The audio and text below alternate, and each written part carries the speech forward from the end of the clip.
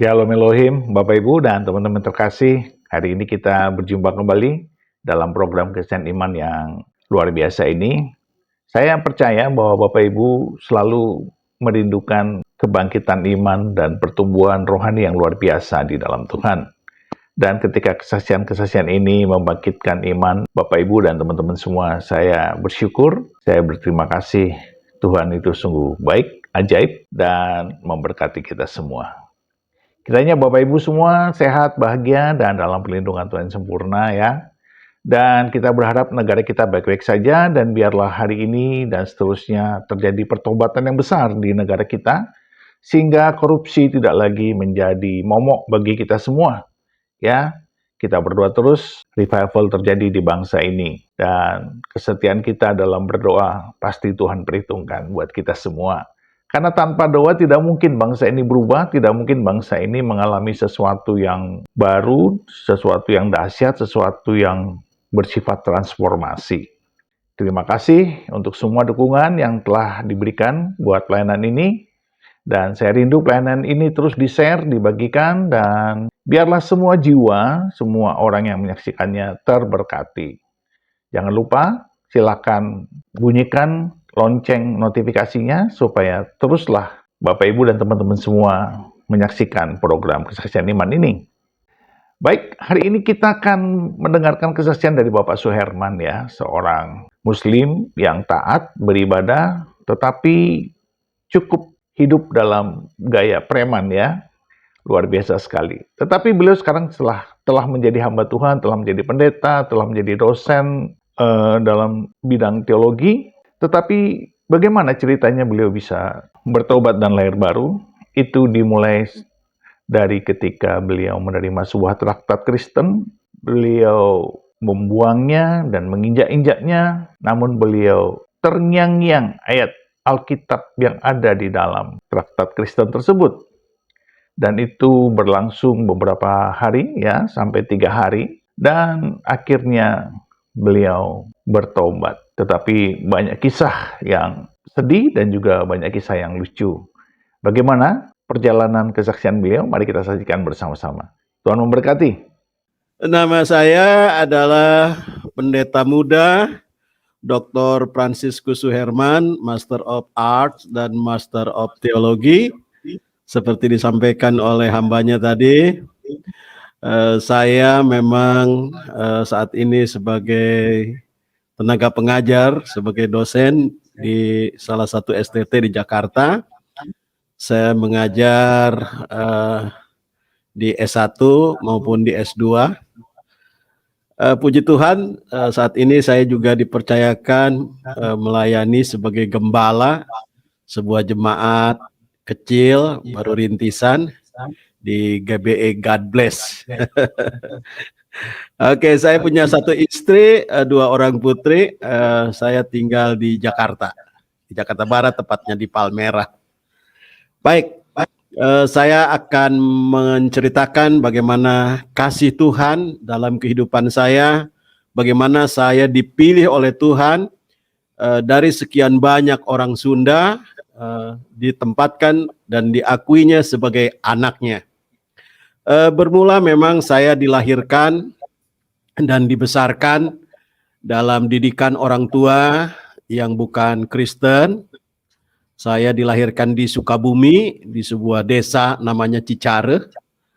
Di sana saya dididik dengan sangat ketat oleh kedua orang tua maupun para ustadz dan guru-guru saya. Saya seorang yang sangat taat menjalankan ibadah rukun agama saya. Saya menjalankan seluruh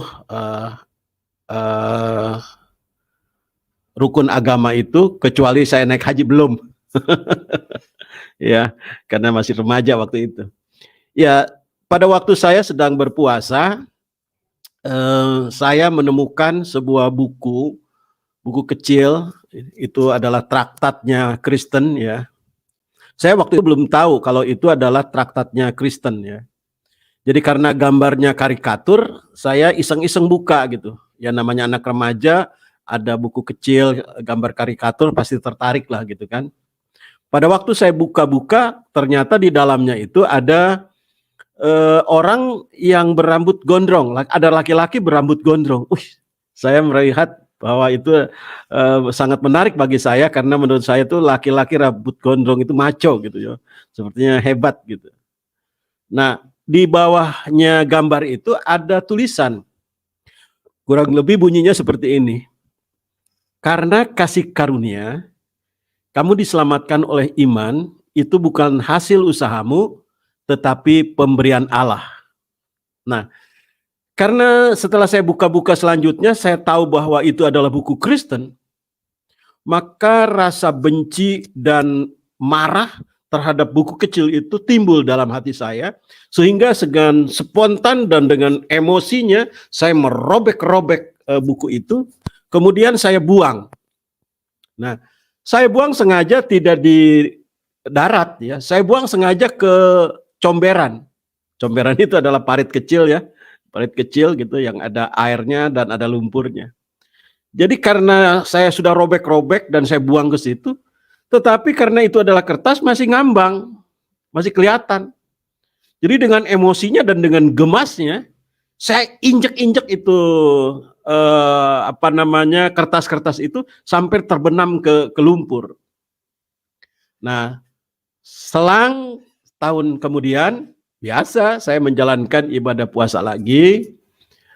Namun memang saya itu memiliki mah ya. Jadi kalau saya puasa itu sakit di bagian ulu hati, kemudian perih terasanya gitu ya.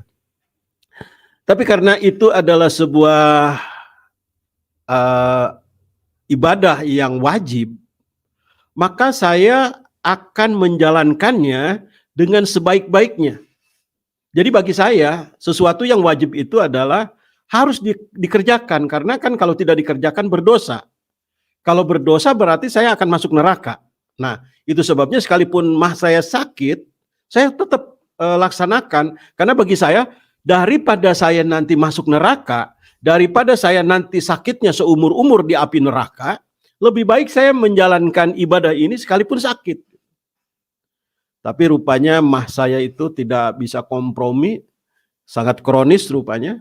Jadi ketika saya buka puasa itu, minum air putih gitu, itu dada saya tuh terasa sakit semua, seperti diiris-iris, seperti dibelah gitu. Sakit sekali. Dan sekalipun rasa sakit itu terasa begitu memilukan saya, tapi karena itu adalah waktunya sholat maghrib, maka saya lakukan lagi ibadah sholat maghrib. Nah, pada waktu selesai sholat maghrib itu saya mau berdiri, rupanya seluruh badan saya itu kesemutan. Ya, karena badan saya seluruh kesemutan, akhirnya saya tidak mampu lagi berdiri dan saat itu gelap. Rupanya saya pingsan. Nah, saat pingsan itulah saya mendengar suara. Suaranya itu persis kurang lebih sama seperti yang saya baca itu tadi. Karena kasih karunia, kamu diselamatkan oleh iman. Itu bukan hasil usahamu, tetapi pemberian Allah. Saudara, suara itu saya dengar itu sampai beberapa kali gitu ya. Dan karena mungkin saat itu saya sedang pingsan, jadi kedengarannya itu seperti ada ehonya gitu ya, seperti bergema. Padahal mungkin ya itu karena keadaan situasi seperti itu. Tetapi saya sangat menangkap sekali, dan suara itu seperti suara orang yang sudah saya kenal. Ya, kalau saya tadi kan ditelepon sama Lai Kasdim, saya tidak begitu kenal suara beliau gitu. Tetapi kalau saya ditelepon oleh teman saya, sekalipun saya tidak melihat wajahnya, tapi saya tahu itu teman saya gitu. Karena Lai ini baru saya kenal, baru aja gitu. Tapi kalau suara yang saya dengar itu tadi, itu seperti orang yang sudah saya kenal. Tapi saya nggak tahu itu siapa gitu ya. Nah, jadi suara itu kedengaran mungkin sekitar ada 3 kali barangkali. Dan saat itu saya dikira oleh ibu saya sudah mati. Jadi saya mendengar ibu saya sayup-sayup bilang katanya, badannya sudah pada dingin sambil dia pegang kaki saya, dan tetangga-tetangga dekat di rumah itu pada datang di kamar saya gitu. Jadi menangisi saya, mereka kira saya sudah mati. Namun pada waktu suara itu kedengaran lebih jelas kepada saya, karena kasih karunia kamu diselamatkan oleh iman, bukan hasil usaha seperti ini. Saya bilang, karena kasih karunia, saya mau dong kasih karunia itu. Jadi saya merespon mau kasih karunia itu, dan saya nggak mau melakukan ibadah yang seperti ini, yang hampir mati ini. Jadi saya mau yang keselamatan itu gitu, anugerah keselamatan itu gitu. Nah, pada saat saya merespon mau, rupanya ada satu semangat dan gairah dalam hidup saya, sehingga barangkali ini ya, secara medis barangkali, jumlah hemoglobin dalam tubuh saya barangkali meningkat. Sehingga karena peningkatan jumlah hemoglobin itu, suhu badan saya barangkali meningkat, dan detak jantung saya bisa berdetak kembali, kemudian saya bisa mencelekkan mata. Nah, rupanya pada saat saya mau mencelekkan mata itu, ada satu orang saudara yang biasa kalau di kampung kan, kalau ada orang sakit itu pakai jampi-jampi, kemudian ambil daun sirih dicelupin ke air putih, diteteskan ke mata saya. Itu saya berasa, gitu. Sehingga saya bisa buka mata. Pada buka mata, saya melihat orang-orang di kamar saya sudah sangat sedih karena dikiranya saya sudah mati, gitu ya. Dan saat itu saya melihat jam yang ada di kamar, saya melihat itu jam 10 malam. Jadi wajar saja kalau orang pingsan dari jam 6, baru siuman jam 10 malam, dikira sudah mati, memang wajar gitu ya. Rupanya saat itu saya mengalami yang namanya mati suri. Ya. Nah, saudara, setelah saya diberi minum teh hangat, teh air hangat manis gitu ya, saya merenung, mengingat kembali, ini yang ngomong tadi itu siapa gitu loh. Saya ingat-ingat itu suara siapa, sepertinya saya sudah kenal. Nah, pada waktu saya ingat-ingat siapa orang ini, siapa, saya baru ingat. Oh, saya bilang, ini dia, suara itu adalah suara buku yang saya robek-robek 1 tahun yang lalu. Dan yang setelah saya robek, saya injek-injek. Rupanya saudara yang kasih dalam Tuhan, itu adalah firman Tuhan. Jadi firman Tuhan itu sekalipun dirobek, sekalipun diinjak, karena dia adalah firman Tuhan, dia hidup. Dan karena dia hidup dan saya mau merespon firman Tuhan itu, maka saya beroleh hidup kembali. Saya bisa bayangkan waktu itu kalau saya tidak merespon, ketika saya dengar suara itu sampai yang 3 kali kedengaran di kuping saya. Karena kasih karunia kamu diselamatkan oleh iman, bukan hasil usahamu seperti ini. Kalau saya tidak peduli, saya yakin saya tidak akan hidup. Saya yakin saat itu saya akan mati. Nah, puji Tuhan saudara, karena saya merespon suara firman Tuhan itu, maka saya bisa hidup, bahkan hidup sampai hari ini. Haleluya.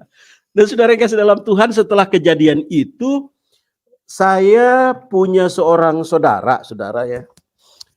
Saudara saya itu lain ibu ya. Jadi bapak saya punya istri 2. Itu saudara ini dari istri bapak saya yang pertama, namanya Nandang Sopian. Nah, kejadian ini saya ceritakan sama dia bahwa saya mengalami mendengar suara pada waktu saya pingsan. Kemudian dia merespon sangat baik. Wah, kamu luar biasa katanya. Kamu dilawat oleh Roh Kudus katanya. Kamu dijamah oleh Tuhan Yesus. Jadi waktu itu saya nggak ngerti apa itu lawatan Roh Kudus, gitu dijamah oleh Tuhan Yesus, saya nggak ngerti sama sekali. Tapi yang saya tahu, saudara ini pernah ngajarin ke saya sebuah mantra. Jadi ceritanya begini, waktu saya pulang ngaji, itu kan malam ya, dan saya sendirian. Dan saya harus melewati sebuah pohon manggis yang sering orang ceritakan bahwa di pohon manggis itu suka ada kuntilanak katanya. Jadi saya lari itu pulang gaji itu. Itu udah remaja, saya udah remaja. Mungkin sekitar kelas 3 SMP lah. Ya, 3 SMP lah. Lari gitu. Kemudian saudara saya ini tanya, Pak Nandang ini tanya, kenapa kamu lari-lari? Gitu. Saya bilang takut. Takut apa katanya? Takut kuntilanak. Ada sering diceritakan orang ada kuntilanak di sana. Saya sendiri belum pernah lihat kuntilanak. Nah, dia tanya sama saya, mau nggak katanya? Saya kasih jampe. Gitu. Jampe itu mantra gitu ya.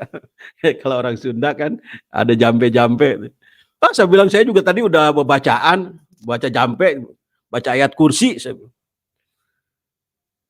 bilang nggak mau, nggak apa namanya, nggak mempan, saya bilang gitu kan.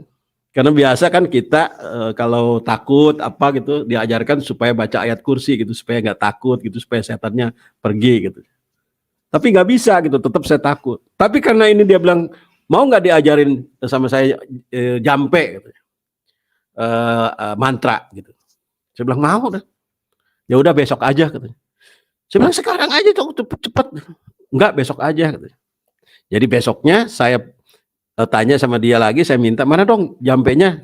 Jadi saya pengen tahu gitu mantranya orang Kristen kayak gimana. Diajarin ke saya jampenya tuh begini. Dalam nama Yesus, dalam nama Yesus ada kemenangan. Dalam nama Yesus, dalam nama Yesus iblis dikalahkan. Dalam nama Tuhan Yesus siapa dapat melawan? Dalam nama Tuhan Yesus iblis dikalahkan. Kurang lebih lagunya seperti itu. Jadi saya pikir itu karena itu adalah mantranya orang Kristen, saya coba praktekkan gitu ya. Saya coba praktekkan begitu pulang ngaji lagi, saya dengan pakai mantra itu yang tadi, dalam nama Yesus, dalam nama Yesus. Luar biasanya, saya nggak rasa takut. Jadi jalan biasa aja sambil dalam nama Yesus gitu kan. Nggak ada takutnya gitu. Nah, ada satu lagi yang lebih ajaib lagi. Di kampung saya itu ada makam, kuburan ya, kuburan orang Belanda. Namanya kuburan Tuan Palar. Nah, jadi di kuburan ini dekat dengan jalan lintas gitu ya. Orang seringkali ketakutan kalau lewat situ, apalagi kalau sudah malam. Karena ada aja macam-macam yang mereka lihat gitu. Yang saya ingat banget itu ada satu saudara, karena itu hujan, tiba-tiba katanya ada mobil PW lewat di jalan itu. Itu jalannya bukan jalan aspal, tapi jalan batu koral yang kecil-kecil itu ya. Nah, karena dia takut kecipratan sama mobil PW itu, jadi dia payungnya itu dipakai menghalangi kakinya gitu ya, menghalangi kakinya supaya nggak kecipratan gitu. Tapi begitu dihalangi pakai payung, kakinya itu dihalangin pakai payung, PW-nya lewat nggak ada gitu loh. Loh, tadi kan lewat di sini, tapi langsung nggak ada gitu. Nah, kira-kira seperti itu. Ada perempuan lah, ada macam-macam lah pokoknya. Jadi orang itu takut kalau lewat situ itu. Nah, saya itu pulang sekolah waktu itu sudah semea kelas 1. Pulang sekolah kan sore. Jadi otomatis sampai situ malam mau nggak mau. Tapi karena saya punya satu keyakinan, saya bilang saya udah punya ajian, punya jampenya orang Kristen, dalam nama Yesus itu. Dalam nama Yesus, dalam nama Yesus. Gak takut gitu. Sampai orang-orang heran. Kamu punya jampe apa, punya ajian apa, kamu bisa jalan. Gue punya ajian Kristen. Nah, jadi saudara yang kasih dalam Tuhan, itu keajaiban yang pertama yang saya alami ya dengan keajaiban Kristen. Gitu. Nah, kemudian saudara yang kasih dalam Tuhan, setelah itu saya kan waktu itu sekolah itu di sekolah Semea Muhammadiyah, ya. Jadi di situ adalah satu pelajaran namanya kemuhammadiyahan. Nah, gurunya itu kalau ngajar ke Muhammadiyahan itu selalu nyindir saya dan beberapa teman yang sekolahnya dulunya di SMP Katolik. Karena saya termasuk sekolah yang di SMP Katolik ya. Dia selalu nyindirnya begini katanya, kalau yang sekolah dari SMP situ katanya nyumbang gereja. Jadi kita bayaran sekolah itu katanya dia bilang nyumbang gereja dan selalu dibilang kafir gitu. Oh, itu kafir. Dia tahu bahwa di situ ada saya dan beberapa teman yang sekolah SMP dari situ. Saya kesal sekali gitu. Ketika ujian ada satu soal, saya ingat banget pertanyaannya begini, menurut Anda siapakah Yesus itu? Kemudian ada satu lagi, menurut Anda siapakah Nabi Muhammad itu? Jadi saya jawablah tidak sesuai dengan yang diajarkan oleh guru kemuhammadiyahan tadi, karena saya jengkel sama guru itu gitu. Saya selalu dibilang nyumbang gereja dan saya selalu dibilang kafir gitu. Saya jawab, Yesus itu adalah juru selamat. Yesus itu adalah yang telah menghidupkan saya, yang telah menyelamatkan saya. Tadinya saya mau mati karena saya percaya dan menerima anugerahnya, saya hidup lagi. Dan seterusnya yang saya tahu saat itu. Kemudian siapakah Nabi Muhammad? Ya saya semau-maunya aja juga jawabnya gitu. Karena jengkel sama gurunya itu. Setelah itu saudara, pas itu kan ujian akhir ya. Saya dipanggil kepala sekolah, di rapat dengan guru-guru. Diinterogasilah saya. Suherman, kenapa kamu jawabannya Yesus itu seperti ini? Yesus juru selamat, Yesus yang telah menyelamatkan saya. Yesus itu akan jadi hakim dan adil dan seterusnya. Saya jawab dengan sesungguhnya. Memang iya, Yesus juru selamat. Saya bilang. Buktinya apa? Buktinya saya nih Pak, saya bilang. Kalau saya nggak mau terima dia, saya bilang, saya kalau nggak ngerespon waktu itu, saya udah mati Pak. Jadi mereka makin kesal dijawab yang sejujurnya, mereka makin kesal. Jadi mereka rencanakan saya untuk dikeluarkan dari sekolah. Jadi saya tidak akan bisa masuk lagi ke kelas 2 gitu. Waktu itu kelas 1 masih ingat. Nah, jadi waktu saya tahu bahwa saya akan dikeluarkan, saya buru-buru hubungi Nandang ini, kakak saya ini yang orang Kristen, dia yang udah Kristen yang ngajarin saya mantra tadi ya, yang ngajarin saya jampe tadi. Hubungin dia, saya bilang saya mau dikeluarin dari sekolah nih. Kenapa? Iya, gara-gara saya jawab Yesus itu Yesus juru selamat, saya bilang, yang telah menyelamatkan hidup saya bilang. Karena dia memang simpati sama saya karena pengalaman itu, akhirnya dia bilang katanya, ya udah lu kesini aja deh katanya. Lu sekolah di sini. Akhirnya iya saya hijrah ke Jakarta dan saya sekolah di Jakarta. Nah, sekolah saya itu kan siang ya. Jadi pagi itu saya nggak ngapa-ngapain, hanya main-main. Kata saudara saya ini, lu mau nggak kerja katanya. Saya bilang kerja, ya mau aja kalau gue bisa. Pasti bisa katanya. Terus emang kerjanya apa? Cuman nyapu sama ngepel katanya, ngepel kantor. Oh bisa, mau deh mau. Jadi saya pagi-pagi kerjalah sebagai office boy ya, jadi nyapu kantor, ngepel gitu. Siangnya saya sekolah gitu kan. Rupanya kantor tempat di mana saya bekerja itu adalah kantor lembaga penginjilan. Namanya Yayasan Lembaga Literatur Kristen Indonesia atau YALKI. Dia adalah Every Home Crusade gitu. Nah, orang-orang di situ tuh setiap hari nginjilin saya. Tapi karena saya tahu kehidupan mereka tidak tulus ya, dia tuh seringkali nyinyir sama saya gitu. Nggak tahu apa yang membuat mereka kayak seperti ngiri gitu sama saya. Nggak ngerti saya juga.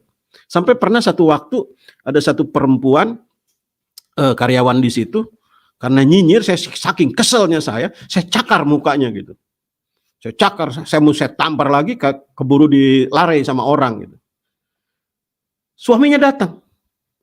Besoknya suaminya datang, saya tahu, saya bilang, lo kalau nyentuh gue sedikit aja, saya udah bawa pisau tuh, tusuk, gue bunuh sekalian.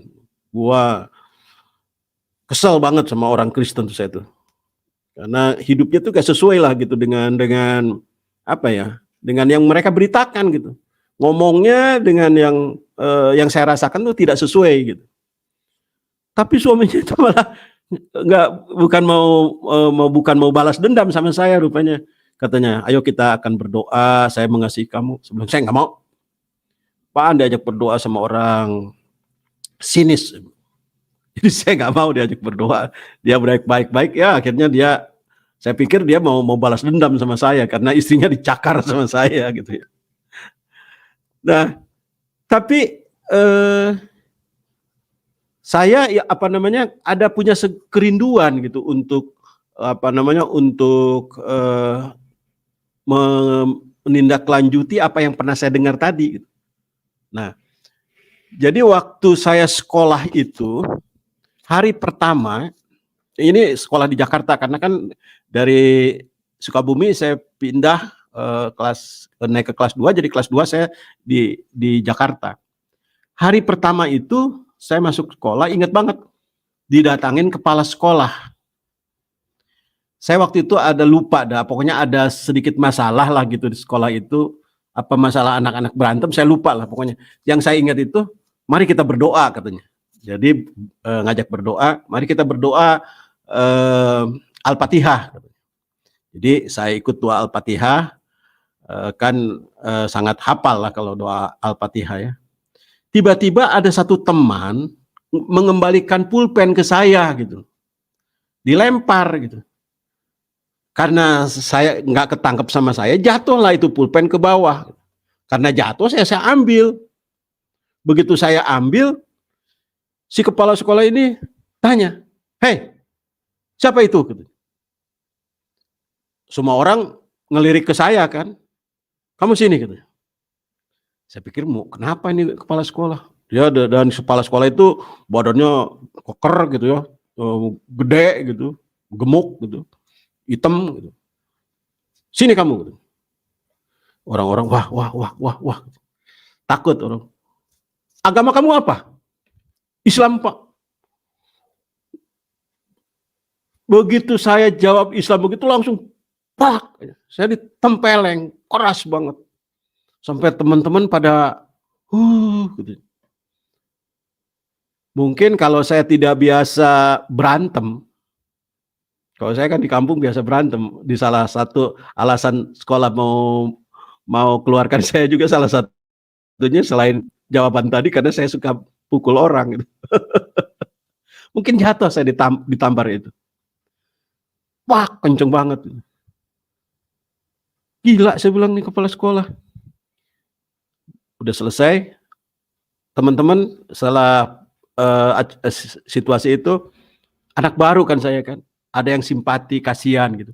Anak baru datang-datang udah ditempeleng, gitu. Mau kepala sekolah galak. Tapi ada juga yang ya gitulah, yang nyinyir gitu. Lu sih gitu, kayak gitu. Saya merenung. Kenapa ketika saya mengaku agama Islam ditampar di depan umum, malu. Kalau sakitnya saya saya bilang nggak inilah biasa karena saya udah biasa pukul-pukulan gitu. Malunya itu, malu saya. Saya ingat, oh iya, kan Tuhan Yesus pernah menyelamatkan saya. Kenapa saya nggak sungguh-sungguh cari dia gitu. Jadi karena saya kan waktu itu tinggal dengan kakak saya itu yang Kristen itu, saya bilang sama dia, "Kak, mau dong kalau hari Minggu saya ikut ke gereja." Jadi kakak saya ini kalau hari Minggu itu kalau nggak badminton tidur dia, nggak ke gereja gitu. Makanya saya bilang, "Mau dong saya ke gereja." Ih dia malah begini, "Nih lo kalau mau ke gereja ya, dari sini naik lo ke Manggarai. Dari Manggarai naik nanti bis yang jurusan Kawiratna. Nanti lewat jalan Guntur. Di situ ada gereja namanya Gereja Baptis Kalvari. Gereja Baptis Getsemani gitu. Lu turun aja di situ. Dikasih catatan gitu. Naik nomor sekian. Ya udah. Pas hari Minggunya saya ajakin dia lagi nggak mau pergi, saya jalan sendiri. Karena saya punya satu keinginan, ingin cari Tuhan yang telah menyelamatkan saya itu. Daripada saya meneruskan sebagai agama Islam, begitu saya mengaku Islam aja saya langsung ditabok di depan umum. Malu saya. Cari. Ketemu. Begitu dengerin khotbah, Pak Pendetanya bilang, karena kasih karunia kamu diselamatkan itu oleh iman. Itu bukan hasil usahamu. Saya heran. Kok kata-katanya sama dengan apa yang saya dengar. Cuman bedanya suaranya aja. Jadi suaranya kalau yang itu tuh seperti yang udah saya kenal, kalau ini belum saya kenal gitu. Karena pendetanya hanya baru pada waktu itu saya ininya. Ya pendetanya bilang, siapa yang mau terima anugerah keselamatan, silakan maju. Saya tanpa tengok kiri kanan, dengan nafsunya, dengan semangatnya, saya langsung maju ke depan. Saya salamin pendetanya. Pak, saya bilang, saya mau terima keselamatan. Jadi saudara yang kasih dalam Tuhan, Pak pendetanya langsung ngajak berdoa. Saya dengerin doanya. Setelah saya ibadah, dia ngajak ngobrol sama saya, tanya-tanya, kamu dari mana? Saya jelaskan. Saya bilang, saya tahu ke gereja sini, dikasih tahu sama saudara saya, namanya Nandang Sopian. Oh iya, itu orang kemana ya? Katanya. Saya bilang, ada lagi tidur. Udah lama dia juga ke gereja. Rupanya kakak saya itu adalah anggota jemaat di situ gitu. Jadi sebab pendetanya kenal. Oh, jadi udah kenal kakak saya gitu kan. Sebab pendetanya makin baik sama saya gitu kan. Nanti kamu saya ajarin gitu ya untuk terima Tuhan Yesus. Saya belum ngomong langsung, Pak, saya bilang saya pengen dibaptis. Nggak bisa katanya, kalau mau dibaptis itu katanya harus ikut dulu pelajaran di sini minimal 6 bulan. Bilang lama banget ya. Jadi saya setiap hari apa saya lupa ya hari apa gitu, terus satu lagi hari Minggu sore gitu. Datang gitu ke sana, Pak Pendeta itu ngajarin saya dengan lemah lembut, dengan sabar gitu. Pendeta itu namanya Pendeta Immanuel Suparman ya, dari Gereja Baptis Indonesia Getsemani Jalan Guntur. Akhirnya pada tahun 84 saya dibaptis. Setelah saya terima Tuhan Yesus dengan sungguh-sungguh, saya dibaptis dan saya sudah sungguh-sungguh diselamatkan. Haleluya. Jadi saya merasa bersyukur sekali dari sekian juta orang Sunda, saya dipilih menjadi anak Tuhan. Haleluya. Nah, saudara yang kasih dalam Tuhan, kemudian pada waktu sekolah itu, saya kan tadinya agama Islam. Menjelang akhir semester akhir kelas 3 itu, di Semea Purnama itu, saya di kelas 3 waktu itu ikut pelajaran agama Kristen yang digabung dengan sekolah-sekolah lain. Ingat banget waktu itu namanya gurunya itu Bapak Panggabean. Baik banget ngajarin, saya ikut di situ gitu. Nah, pada waktu saya ikut pelajaran di situ, saya melihat senyum seorang gadis seperti juga orang yang pernah saya kenal. Seperti teman saya waktu di SMP, yang waktu itu saya pernah ya agak cinta-cinta monyet lah dengan gadis ini, namanya Yani gitu ya, di SMP Katolik di Mardijuana Cibadak. Dia ketika nengok senyumnya tuh persis seperti dia. Tapi saya bilang, orang ini seperti udah saya kenal juga gitu. Tapi kapan saya pernah ketemu dengan orang ini gitu. Saya coba mendekati orang itu, ternyata orang ini tuh bukan orang Kristen. Tapi ada di kelas Kristen bersama. Saya tanya, emang kamu agamanya apa? Kalau bukan Kristen, dia bilang Buddha. Loh, kok Buddha bisa ikut di sini? Dia bilang katanya, iya, saya waktu SMP ikut pelajaran agama Islam. supaya saya dapat nilai agama yang ada di waktu itu Islam. Tapi waktu saya meneruskan semuanya di sini, Islam agak susah pelajarannya katanya. Harus banyak menghafal segala macam. Makanya saya ikut Kristen. Nah, dia juga heran, kok ada orang Sunda di kelas Kristen gitu. Dia juga bingung. Jadi saya heran sama dia, dia juga heran sama saya. Akhirnya ngobrol-ngobrol, jatuh cinta beneran gitu. Jatuh cinta. Natal yang pertama diadakan di sekolah, saya kecewa sama dia. Jadi saya udah janjian kan nanti pulang sekolah, pulang acara Natal ini. Waktu itu rasanya Natal, saya sudah apa ya, kelas 3 Natal terakhir. Natal pertama maksud saya. Saya Natal pertama setelah saya menjadi Kristen, dan itu adalah kelas terakhir karena saya kelas 3. Dia waktu itu baru kelas 1. Natal itu saya janjian sama minta tolong sama kakak saya ini. Saya bilang nanti bawa mobil ya, pinjam mobil. Dia juga belum punya mobil, pinjam mobil. Emang mau ngapain gitu? Saya mau nganterin pacar. Kalau dianterin naik bis, ini apa namanya? Takutnya pulangnya nggak ada bis. Ntar anterin deh ya, tolong ya. Jadi kakak saya bawa mobil. Mau niat nganterin saya. Begitu saya cari-cari si temen cewek ini nggak ada, katanya udah pulang duluan. Aduh, saya kecewa aja minta ampun. Ingat banget pagi-pagi itu setelah acara Natal itu, Tuhan, saya bilang, kok Natal pertama kenapa Tuhan kasih saya kecewa? Orang yang saya mau antar udah susah-susah, atau kakak saya bawa mobil, dia udah pulang duluan.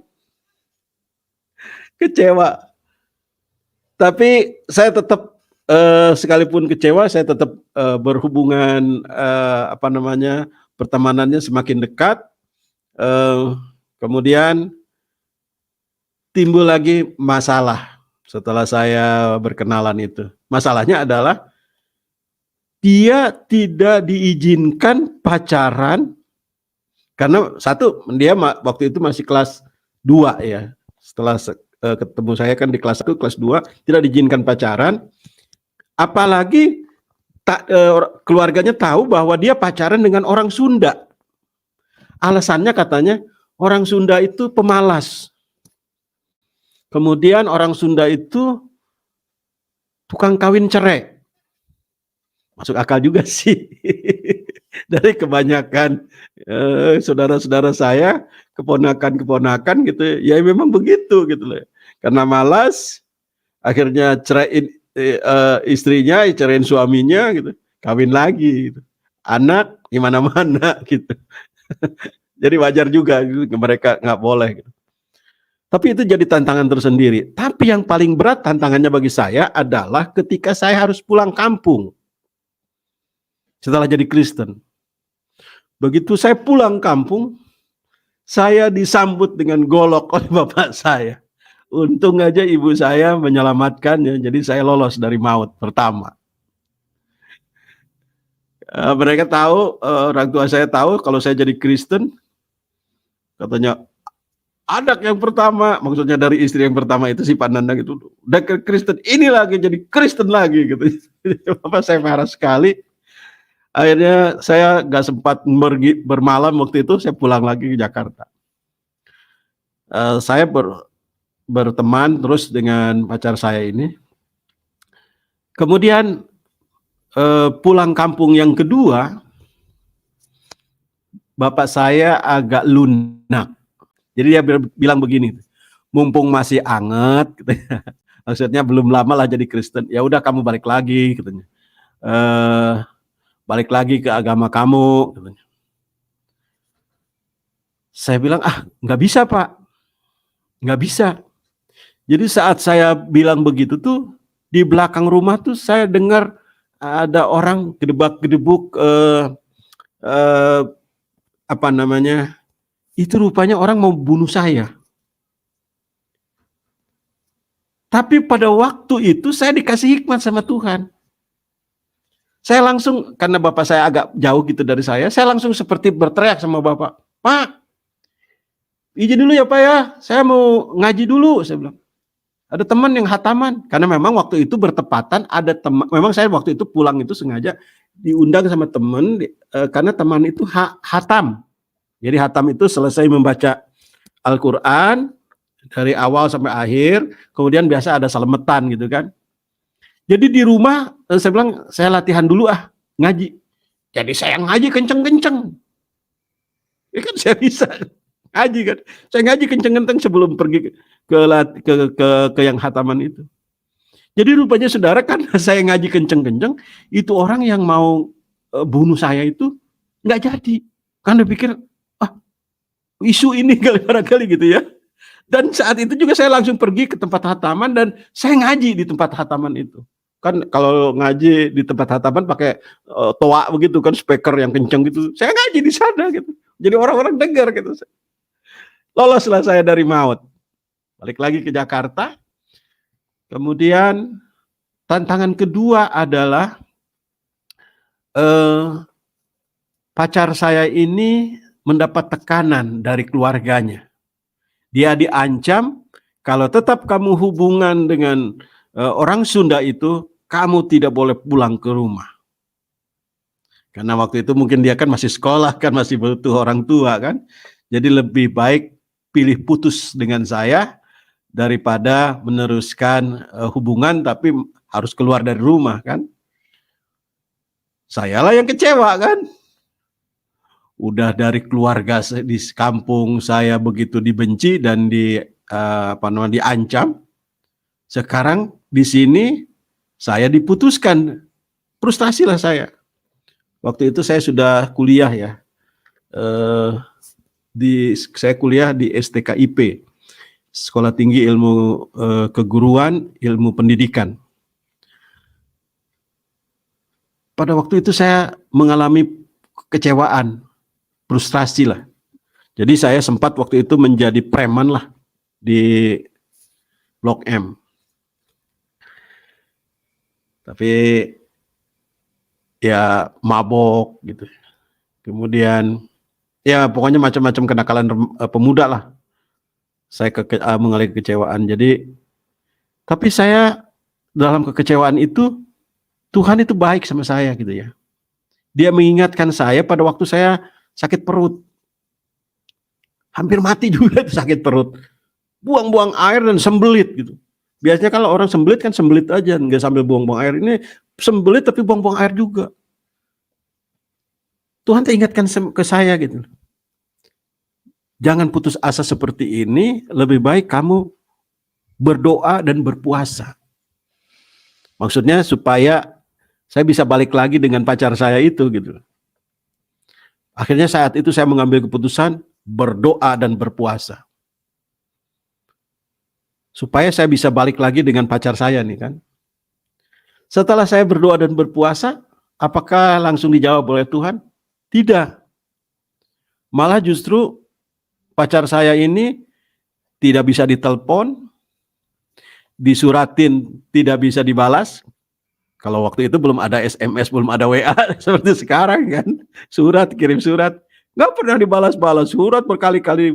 Kalau saya datang, memang saya takut juga kan. Nggak bisa didatangin, takut juga. Waduh, saya susah. Saya menderita benar. Saya kecewa. Tapi ya itu tadi, Tuhan mengingatkan saya berdoa dan berpuasa. Herannya, waktu dulu saya berpuasa 1 hari saja, mah saya luar biasa sakitnya. Tapi kali ini saya bisa berdoa dan berpuasa itu kuat saat puasa 3 hari 3 malam. Saya ingat banget waktu itu mulai hari Jumat, Sabtu, Minggu sore saya baru buka puasa. Apakah mah saya sakit? Ini keajaiban pertama. Mah saya yang sama sekali nggak sakit, nggak terasa apapun. Hanya lemes-lemes aja gitu. Tidur gitu. Saya pikir udah pagi, nggak tahu masih malam gitu kan. Ya namanya juga orang puasa 3 hari 3 malam seperti itu gitu. Cuman lemes aja gitu. Selesai puasa, apakah Tuhan langsung menjawab? Tidak rupanya. Justru ujiannya semakin berat. saya mengalami persoalan di kampus, saya mengalami persoalan di pekerjaan. Di kampus, saya rupanya diskors. Karena alasannya telat registrasi katanya. Padahal waktu itu saya minta sama saudara saya untuk daftarin registrasi, bayar, nggak bisa katanya. Jadi saya diskors. Makin frustasi kan saya. Setelah puasa 3 hari 3 malam, bukannya dapat persoalan-persoalan selesai, ini persoalan makin berat rasanya. Tapi saya tetap, sekalipun persoalan itu bertubi-tubi rasanya dalam hidup saya tetap berharap kepada Tuhan. Saya yakin bahwa Tuhan akan menjawab doa saya tepat pada waktunya. Iya betul. Selang beberapa bulan, mungkin setelah saya doa puasa itu, tiba-tiba di kantor telepon berbunyi. Halo, bisa bicara dengan Pak Suherman? Saya bilang, saya sendiri. Siapa ya? Oh, kamu ya, katanya. Saya bilang, siapa kamu ya? Rupanya itulah pacar saya, Ledli Wayuni, yang nelpon itu. Dia bilang katanya, bisa ketemu nggak? Oh, saya bilang, kalau mau ketemu ya bisa banget. Cuman heran, mau ngapain nih ketemu nih? Setelah ketemu, dia ceritakan bahwa katanya, kamu, aku mau balikan lagi sama kamu. Orang tua katanya, sudah setuju kita pacaran. Hah? Nggak salah sih. Iya katanya. Rupanya disitulah Tuhan menjawab doa saya rupanya. Jadi orang tuanya setuju, kami meneruskan pacaran. Kemudian ada syarat katanya. Kalau mau sungguh-sungguh kamu harus datang ke rumah. Kemudian saya segera datang ke rumah. Ditanyalah sama keluarganya, karena waktu itu istri saya tinggal dengan omnya, dengan Om Haris ya, Om Haris Palmer, Om Haris Sunandar yang punya Haris Palmer. Jadi Pak Haris Palmer ini tanya sama saya, kamu serius sama keponakan saya? Ya Om. Kamu udah kerja? Sudah Om. Kalau kamu menikah dengan keponakan saya ini, kamu kasih makan apa? Ya saya bilang, saya kasih makan Om dengan apa yang ada. Terus mau tinggal di mana? Belum tahu. Nggak bisa. Kalau kamu belum tahu mau tinggal di mana, nggak bisa. Ntar keponakan saya nggak izinkan kalau kamu mau bawa tinggal di kolong jembatan gitu. Jadi kalau kamu mau serius nikah, katanya, kamu harus punya rumah dulu. Ya Om. Jadi karena ditantang harus punya rumah, saya dengan calon istri ini patungan. Patungan, intinya kita harus punya rumah kan. Ambillah BTN gitu di Reni Jaya gitu. Puji Tuhan setelah punya rumah, saya datang dengan keluarga lengkap, dengan kakak saya Nandang itu ngelamar. Tanya lagi di situ, kamu sudah sanggup kasih makan ponakan saya? Sudah Om. Kamu sudah punya tempat tinggalnya? Sudah Om. Ya karena benar sudah punya BTN kan, sekalipun kredit gitu. Intinya bukan punya rumah. Sudah. Ya udah, kapan kamu tentukan Sangjit. Jadi acara lamaran resmi gitu ya, tradisi orang Chinese gitu.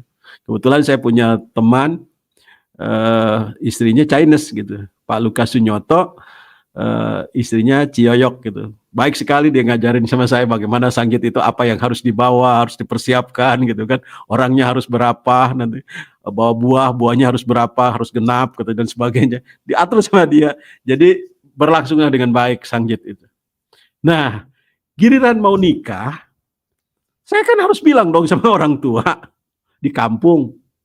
Jadi sekalipun orang tua sudah mengancam seperti itu, tapi saya sebagai seorang anak dan sekarang saya ada sebagai seorang Kristen, saya harus minta restu dulu dong ke kampung. Gitu saya datang ke kampung, tanya, mau ngapain kamu datang lagi ke sini? Gitu. Saya udah nggak mau ngeliat muka kamu dan sebagainya lah. Gitu. Nggak Pak, saya bilang saya mau nikah. Nikah? Dengan siapa nikahnya? Dengan orang mana? Saya bilang dengan orang Jakarta.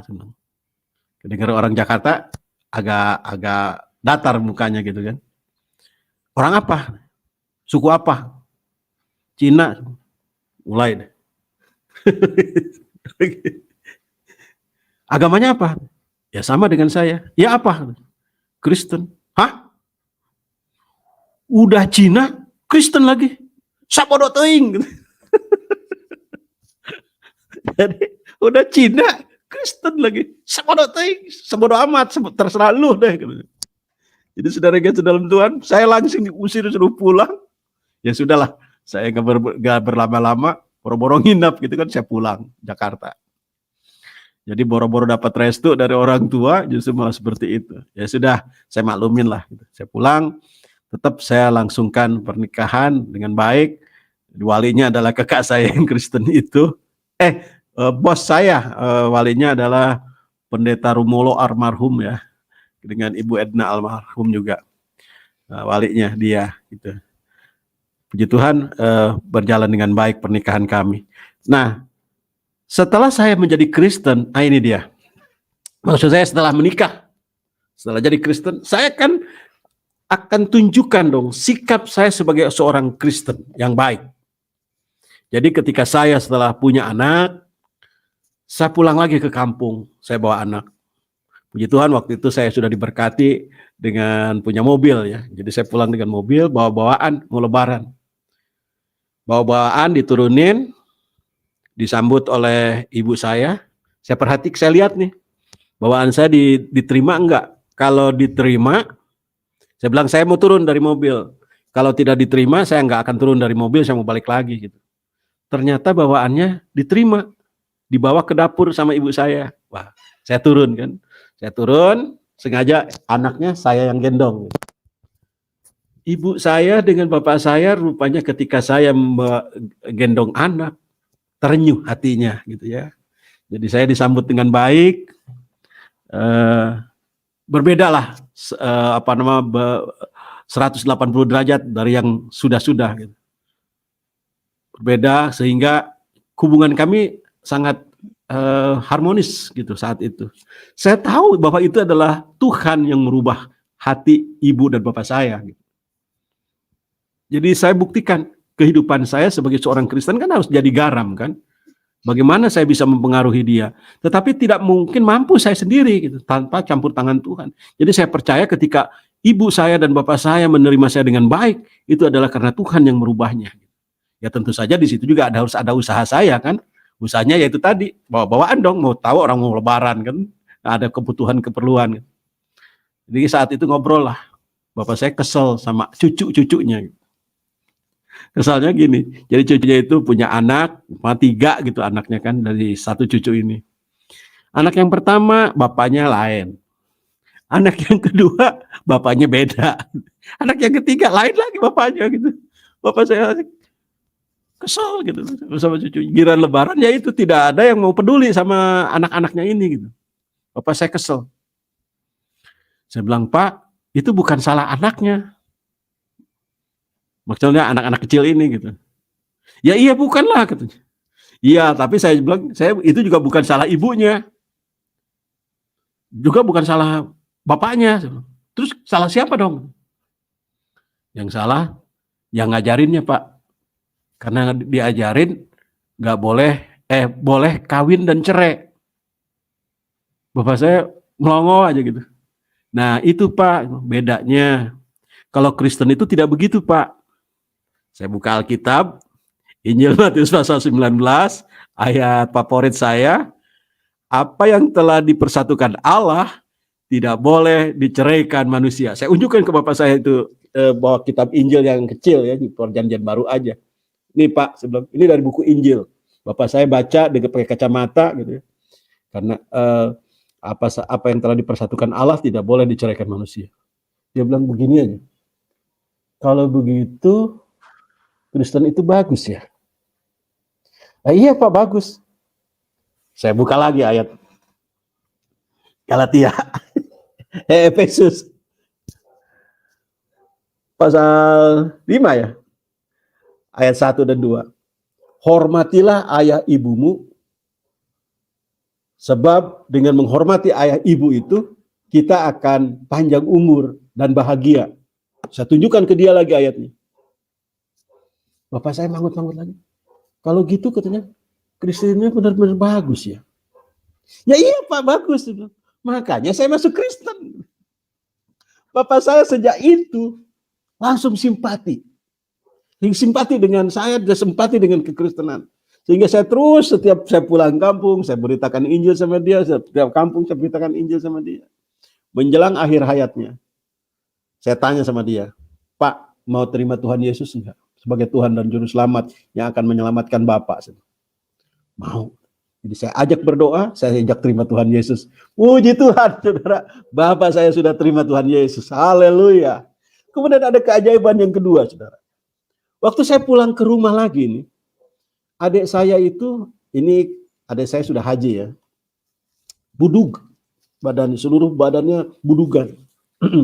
Sangat kasihan, maaf.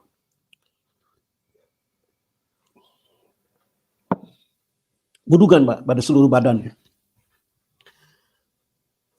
Lalu saya tergerak untuk berdoa buat dia. Saya bilang, Dek, mau nggak AA doain? Dia bilang, ya mau dong katanya, asal sembuh katanya. Saya bilang, kalau kamu didoakan, asal kamu percaya, pasti sembuh. Kamu percaya enggak? Ya kalau sembuh katanya percaya. Katanya. Saya bilang enggak, harus percaya dulu, baru sembuh. Saya bilang. Kalau nggak percaya nggak bisa sembuh. Ya yang penting bisa sembuh lah katanya. Ya udah, daripada lama-lama asal percaya daripada sembuh, asal sembuh percaya ya sudahlah. Pokoknya saya doakan aja. Saya doakan dalam bahasa Sunda. Saya bilang gini, saya doakan menurut iman Kristen ya. Ya nggak apa-apa. Saya doakan. Saya bilang gini, nun rama anu disawarga. Abdi nyanggakeun pun rai anu ngagaduhan panyawat. Sagala panyawat budug anu aya dina salirana kalayan panjenengan Gusti Yesus bilur-bilur Gusti Yesus cager. Jadi ya Tuhan, saya membawa adik saya ini yang sakit buduk yang ada di dalam tubuhnya oleh kuasa darah Yesus, oleh bilur-bilur Yesus sembuh, saya bilang gitu kan. Setelah berdoa, saudara, saya tuh dengar lagi suara itu dari Tuhan. Tuhan bilang katanya, ini katanya bukan penyakit biasa, tapi ini penyakit ketumpangan. Jadi saya bilanglah sama adik saya, Dek, saya bilang ini penyakit, bukan penyakit biasa, tapi ketumpangan. Ketumpangan itu diguna-gunain orang lah gitu ya, diguna-gunain orang. Oh iya, kata dukun itu juga begitu katanya di ketumpangan. Gitu. Ya tapi kenapa sama dukun nggak sembuh? Saya lihat kan itu obatnya dari dokter banyak banget itu macam-macam obat, seabrek-abrek deh. Yang dari dukun itu ada minyak, ada air, ada kembang, ada ramu-ramuan, tapi nggak membuat sembuh. Nah, selesai berdoa seperti itu, memang tidak langsung saat itu sembuh ya. Saya pulang ke Jakarta, 2 hari kemudian saya ada keperluan, saya pulang lagi ke kampung itu. Tiba-tiba adik saya itu, saking girangnya kali ya, saya kan biasa dia pakai bajunya serba tertutup gitu kan. Tiba-tiba dia buka, tinggal sisa maaf dengan BH-nya aja gitu. Dia bilang, terus cager. Jadi sudah sembuh gitu. Jadi yang saya lihat itu, jadi dia itu cuma ada semacam panu aja gitu. Saya bekas panu.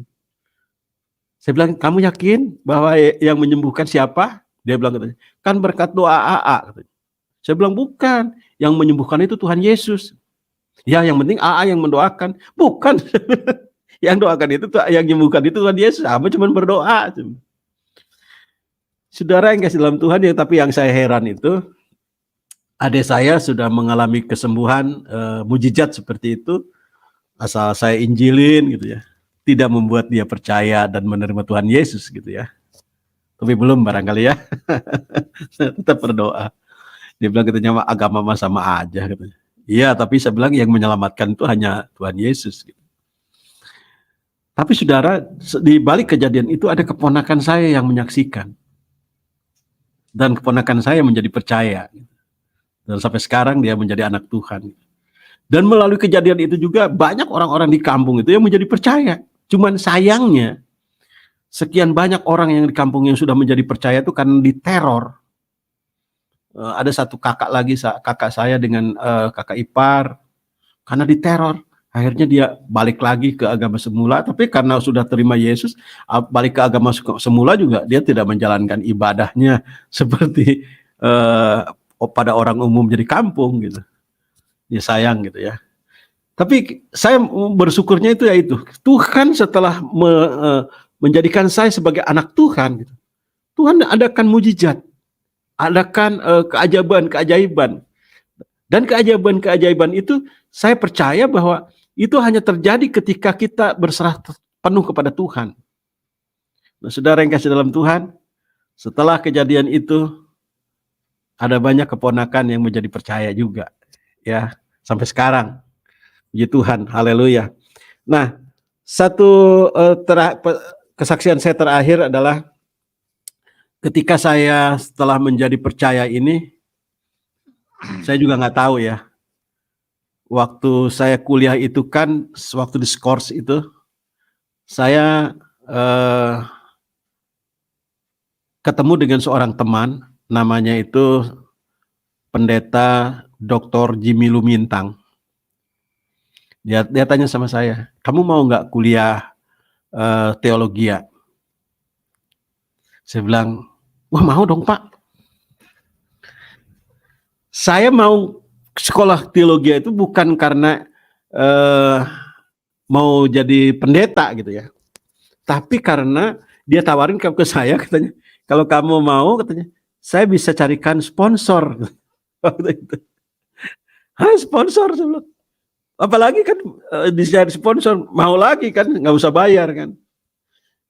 Jadi saya kuliahlah di situ.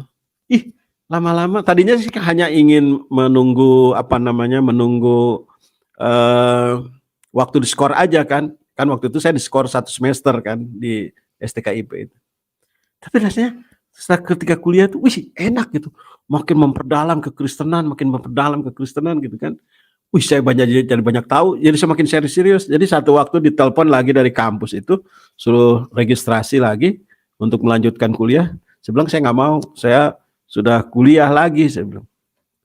Jadi saya tahu, dengar dari bisik-bisik dari teman, katanya waktu itu skor tuh bukan karena registrasinya, katanya. Jadi memang ada sinisme aja karena saya masuk Kristen rupanya. Tapi saya mengampuni mereka lah. Jadi saya kuliah. Namun waktu kuliah itu nih, di sekolah teologi ini, saya kena skor beberapa kali. Skor pertama adalah karena waktu itu saya pacaran dengan yang saya sudah menjadi istri ini ya. Karena pacaran, kan waktu kuliah itu tidak boleh pacaran. Yang kedua adalah, skor yang kedua adalah ketika ada satu dosen mengajar, dia bilang 5 menit terlambat tidak boleh masuk ikut pelajaran saya. Bagus, saya suka dosen kayak gitu. Jadi kalau ada orang yang 5 menit telat masuk kampus, tidak boleh masuk gitu kan. Saya suka. Satu waktu dia ngajar lewat waktu 10 menit. Saya lihat udah 10 menit. Saya angkat tangan, Pak, Bapak udah lewat 10 menit. Dia bilang, tunggu sebentar lagi gitu. Nggak bisa Pak, saya bilang. Bapak lewat 5 menit orang tidak boleh masuk. Sekarang Bapak udah lewat 10 menit, Bapak keluar. Kamu yang keluar. Dia bentak saya, saya paranin. Kamu yang keluar. Saya pukul gitu. Saya kan premannya waktu di Blok M itu masih kan. Saya pukul itu dosen gitu. Saya diskor lagi. Jadi 2 kali skor. Kemudian sampai di DO juga dari sekolah teologi. Tapi ya itu lagi. Ketemu lagi dengan Pendeta Dr. Jimmy Lumintang ini, dia bilang, kamu udah sarjana belum? Belum Pak, itu udah 10 tahun lah. Maksudnya kan waktu kuliah itu tahun 87 kan. Ketemu lagi waktu itu tahun 96 ya, 96. Dari tahun 87 96. Di 96 dia katakan, kamu selesaikan sarjanamu, sayang. sudah sekian semester, katanya. Ada berapa mata kuliah lagi yang belum kamu lihat? Selesaikan aja, katanya. Jadi karena beliau memberikan kesempatan seperti itu, saya mau selesaikan. Jadi setelah saya punya anak, saya belum nikah, saya kuliah lagi kan. Waktu masuk kuliah, dosennya itu adalah adik kelas saya. Itu adalah namanya pendeta Dr. Jeffrey Lilimboba. Di waktu dia nggak mau ngajar tuh mesam, mungkin nggak enak kakak kelas sekarang jadi muridnya dia gitu. Ya saya ikutin pelajarannya dia, akhirnya puji Tuhan lulus gitu. Saya bikin bikin skripsi yang dosen pembimbingnya juga sama juga adik kelas. Ya sudah 10 tahun yang lalu, ya jelaslah mereka udah jadi dosen gitu kan. Tapi puji Tuhan saya selesai sekolah teologi, sarjananya tahun 97, 98.